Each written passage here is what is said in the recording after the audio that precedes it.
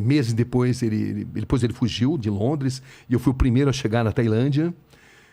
E aí depois eu fui também o primeiro a entrevistar o Collor, depois o impeachment, que foi uma entrevista de uma audiência que deu muita repercussão também, né? E você tira ele do sério? Tiro ele do sério, foi uma das melhores matérias, a Veja elegeu como matéria do ano e tal.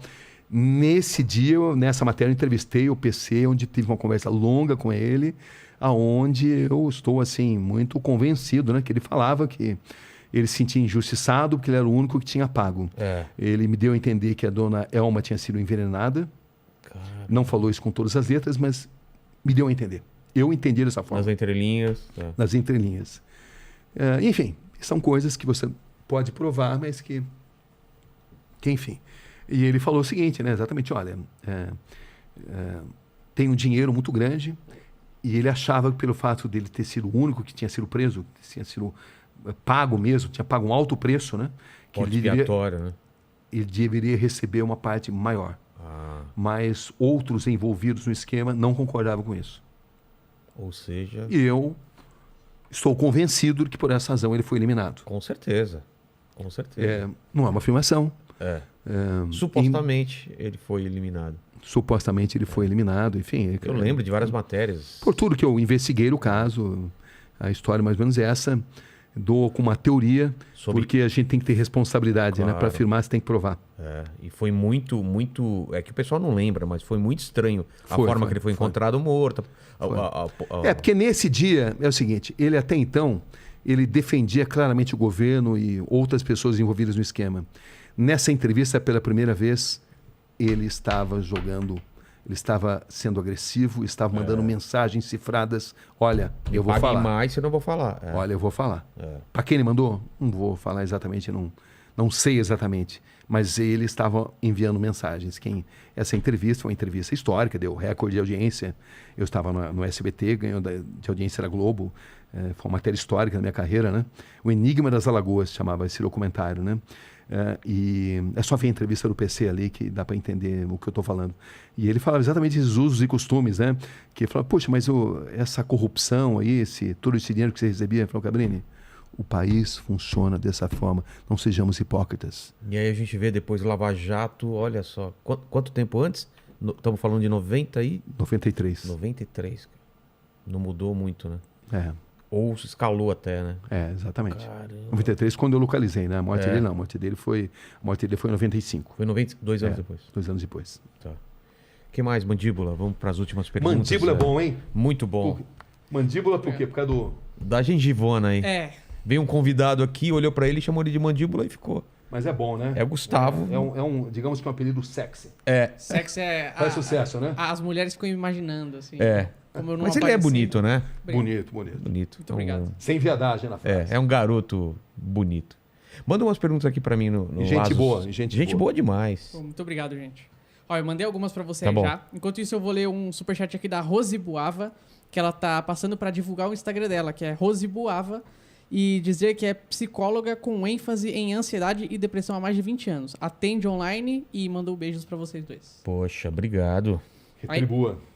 Aí tem muita gente aqui perguntando, claro, de várias entrevistas do Cabrini, muitos que fizeram muitos que fizeram história na televisão. É muita coisa, né, Cabrini? É muita coisa. É muita coisa. Né? Você imagina a dificuldade que eu tive para selecionar 10, né? Mas uma que estão pedindo muito aqui é para ele comentar um pouco da entrevista com o Francisco de Assis Pereira, o maníaco do parque. Essa foi o Marcelo Rezende que fez. Então o pessoal confundiu. As pessoas confundem muita coisa que eu fiz com o Marcelo. Eu entrevistei o Fernandinho Benamar, entrevistei o Matheus Acosta Melo, atirador do shopping. Entrevistei os irmãos Cravinhos. A história dos... Entrevistei os canibais de Garanhuns. Isso que eu ia falar. Essa história é tão bizarra. Deixa eu bizarra. Essa história dos canibais eu tava vendo essa entrevista. Era uma seita, né? Onde ele manipulava as mulheres. Puxa, você sabe eu esqueci, mas... Eu também não vou lembrar agora. Mas ele manipulava as mulheres, né? Manipulava as mulheres. Ele era um cara muito bom de conversa e as mulheres seguiam fielmente tudo que ele dizia. Matavam, esquartejavam e ainda usavam a carne para coxinha. Que absurdo, cara. É um cara muito manipulador, né? Total, eu entrevistei, né? Uma história... Também está no YouTube, quem quiser. Eu vi esses dias, sabendo que você vinha, que eu fui rever essa... Cara, é impressionante. a mulher falando e falando em Deus, aí mostra, né? Tem uns impressos, né? Com a... Pô, eu tava na minha cabeça o nome da seita. É uma seita de adoração ao diabo, né? Basicamente era isso. O nome não lembro exatamente agora, mas Então, na matéria tem. Aí, mas... Porque foi localizar todo um livro, tinha escrevido um livro. Porque é o seguinte, ele escreveu um livro que se recusaram a publicar. E ele, na verdade, ele escreveu num livro que depois ele iria realizar. Entendi. Essas mortes, elas copiaram algo que ele escreveu nesse livro. Entendi. E o livro era a Bíblia, não, Bíblia seria péssimo, né? Mas seria o manual dessas atrocidades que foram cometidas depois. Quase profecias, né? É. E eu lembro que você deu uma entortada na mulher lá, porque você coloca ela numa situação, e se fizessem isso com a sua mãe, né? Poderia chamar essa pessoa de monstro? Ela fala sim. Então, você entende as pessoas achando que vocês são monstros.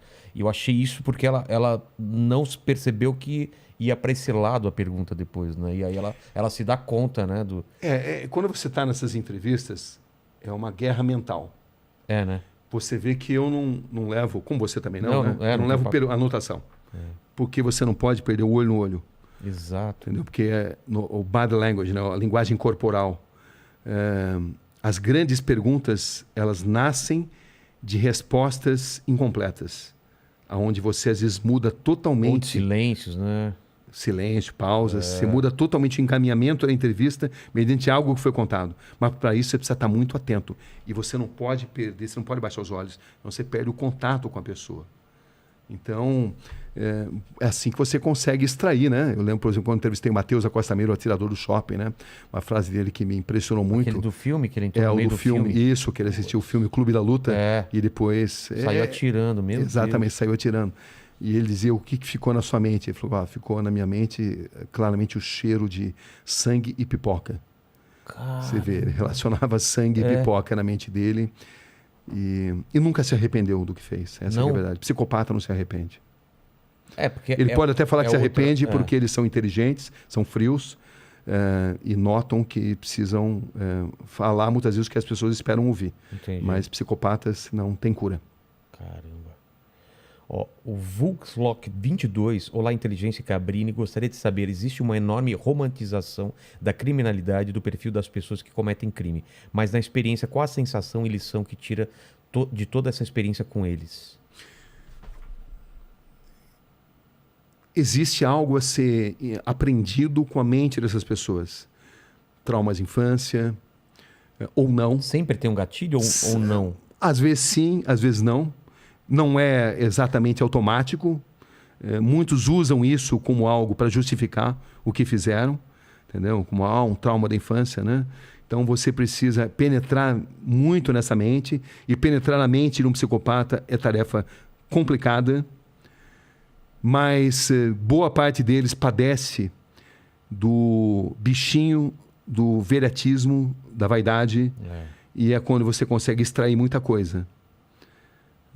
E eles gostam também de submeter a capacidade deles de manipular a sua capacidade de perguntar. Então, eles estão sempre tentando te manipular a perguntar o que eles querem responder. Com certeza, com certeza. É um jogo mental violento, onde você precisa ter o máximo de concentração. Senão você faz exatamente o que eles querem, né? Senão você faz, senão você não surpreende.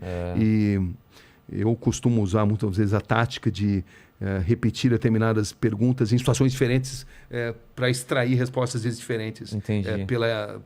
Por um deslize emocional. Até mesmo psicopatas podem ter deslizes emocionais, embora eles tenham tanta dificuldade de se relacionar com emoções. Entendi. Entendeu? Então, é algo que você vai aprendendo, né? Você vai aprendendo e você vai lendo nas pessoas, no olhar das pessoas, nos gestos que elas fazem.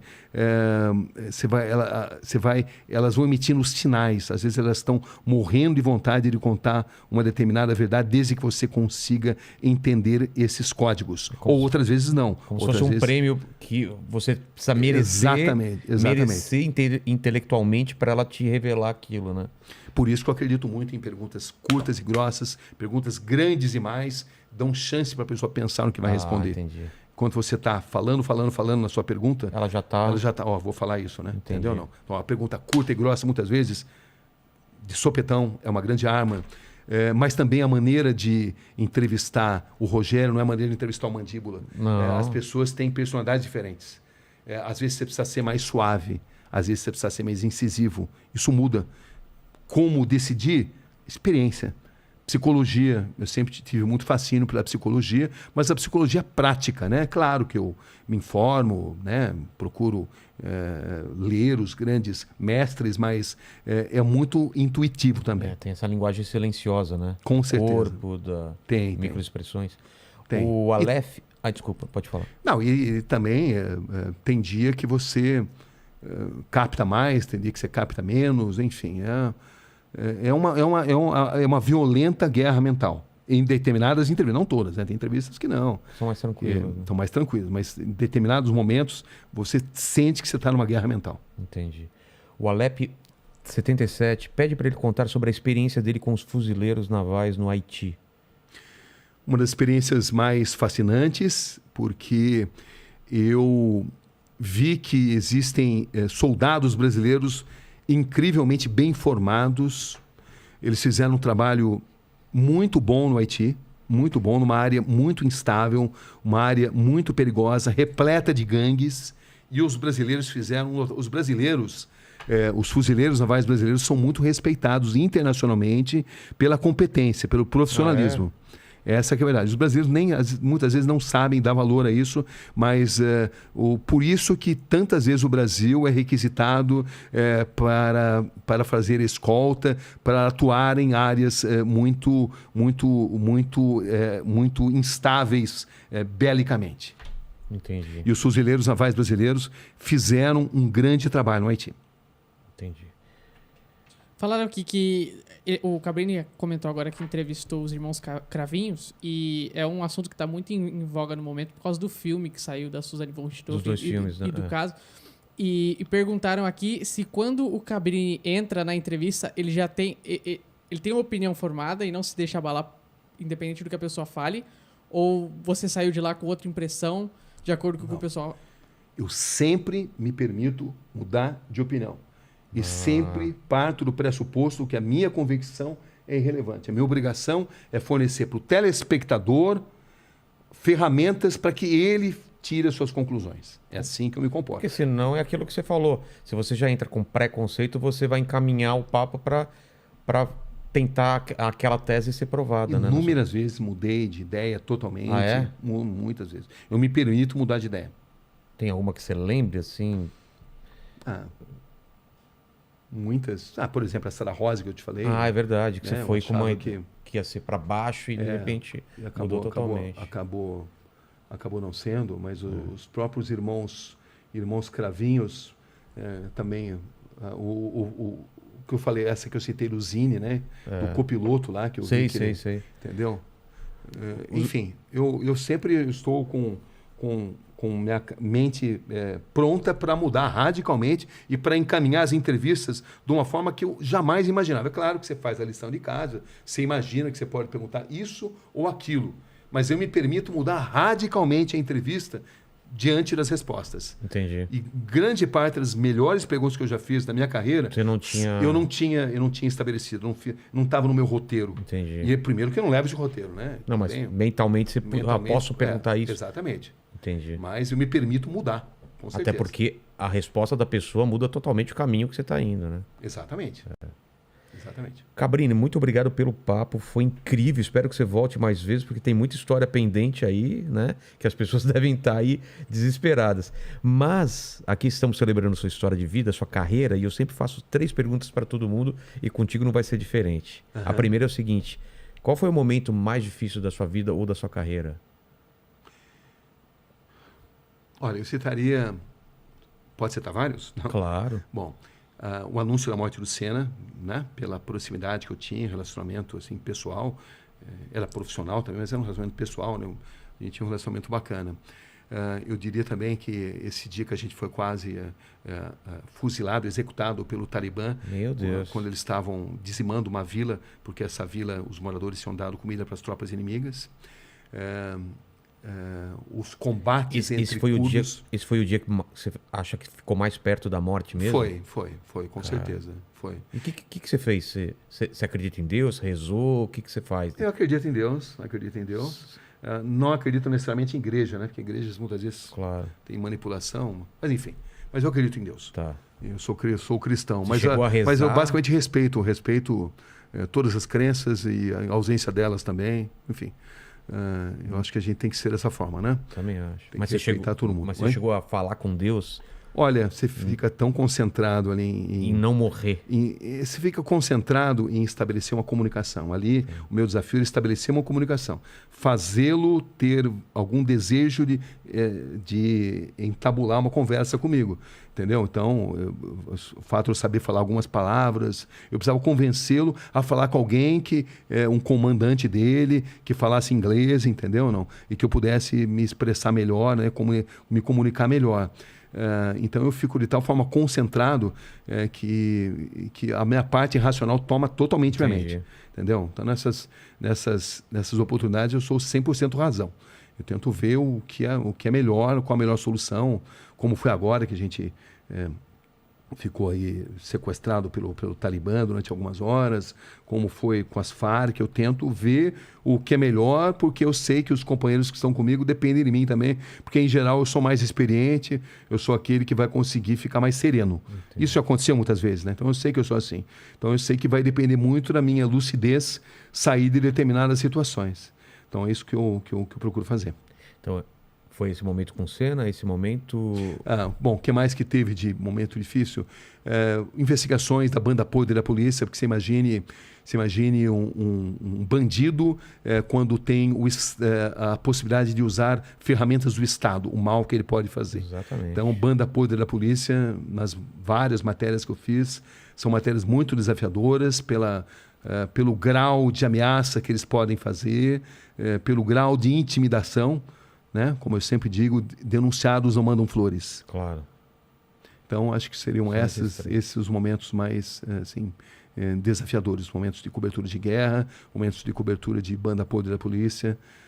Foram os momentos mais difíceis para mim. A segunda pergunta é o seguinte, a gente falou sobre o anúncio da morte do Senna, do ponto de vista emocional. Exatamente. A gente esbarrou nessa primeira pergunta, a segunda pergunta que é sobre morte, né? A gente sabe que vai morrer um dia, então, só que todos os seus vídeos, todas as suas matérias vão ficar aí na internet para sempre, assim como esse papo aqui. Então o pessoal pode voltar daqui 200 anos e querer saber quais são suas últimas palavras, qual seria seu epitáfio. Olha, eu gostaria, mais uma vez, de dizer o seguinte: todo ser humano dá um grande livro. Jamais menosprezem história de ninguém. E todo ser humano tem o direito universal de contar o seu lado da história. E não existe indivíduo ou organização ou instituição que tem o direito de tirar de quem quer que seja esse direito. O direito de contar o seu lado da história. Concordo. Perfeitamente. E a terceira pergunta, eu acho que você, como jornalista, deve ter várias perguntas na sua cabeça, não respondidas, dúvidas. Escolhe uma dessas questões aí para dividir com a gente. Pode ser pequena ou grande essa questão, uma pergunta que você faz. Olha, a pergunta que eu faria é: será que algum dia o ser humano, diante de tantos avanços científicos, de tantos avanços até do ponto de vista filosófico, vai conseguir, de fato, combater desigualdade? A desigualdade, ela não é apenas econômica, não é apenas social, ela é também mental. E ela enseja preconceito. E ela enseja o pressuposto de que um ser humano é superior ao outro. E não existe nada mais tolo, não existe nada mais violento do que um ser humano se achar superior ao outro, se achar com direitos mais importantes do que os de outros. Exato, por cor, por religião, por inteligência. Perfeito, obrigado Cabrini, obrigado Mandíbula, obrigado a todo mundo que está aí. Esse livro aqui pode ser encontrado na Amazon e livrarias, né? Vou ler o mais rápido possível. Muito obrigado pelo seu tempo, Cabrini. É isso aí, Mandíbula? Palavras finais. Falar pro pessoal curtir. Essa é a sua hora, hein? Agora é seu momento. Falar pro pessoal curtir esse vídeo, comentar, compartilhar com todo mundo, que foi acho que um dos melhores episódios que a gente com fez. Certeza. Cara, com toda certeza. Fico feliz que vocês tenham gostado. Quanto tempo nós falamos aqui? Quanto tempo você acha? Quando o papo é bom, você não consegue mensurar. 1h30. 1h30? Não, quase 3 horas. Olha Quase lá, em, 3 horas. olha lá em cima. Olha, seguramente entra pro livro dos meus recordes. É mesmo? Eu jamais falei tanto assim. Olha que legal, Com hein? certeza. E ainda bem que passou e você nem percebeu. Obrigado, se inscreve no canal e torne-se membro, então. Eu quero te parabenizar, você é um ótimo entrevistador, um cara que você consegue entrar. Mandíbula, segura essa. Não, Cabrini falando que eu sou um ótimo entrevistador. É, E você, eu percebi que você entendia tudo, todo o meu raciocínio, você conseguia se colocar e completar até frases que eu estava entabulando, o que mostra o quanto você estava em sintonia com os meus relatos. Isso é notável. Ainda mais porque você relatando, eu tava na situação mesmo. Eu notei isso. Eu tava totalmente dentro da situação. Você tem um grau, assim, bastante impressionante de concentração. Muito legal. Obrigado vocês aí. E até segunda-feira, né? Exatamente. Até mais. Tchau, tchau.